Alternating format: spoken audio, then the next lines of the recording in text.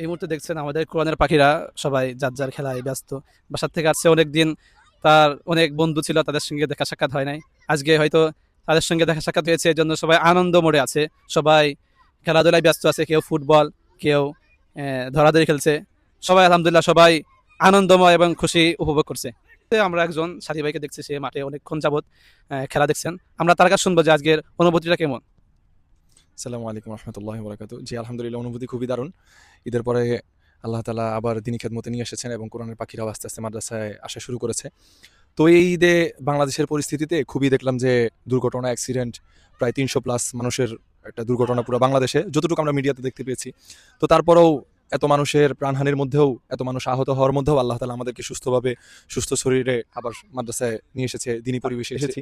তো এইজন্য আল্লাহ তাআলার কাছে অনেক, অনেক শুকরিয়া। আ আর বাকি জীবনটাও যেন দিনী খেদমতে থাকতে পারি। এজন্য আল্লাহ তাআলার কাছে সবসময় দোয়া করি। আল্লাহ তাআলা আমাদের সবাইকে ভালো রাখুন, সুস্থ রাখুন। আসসালামু আলাইকুম।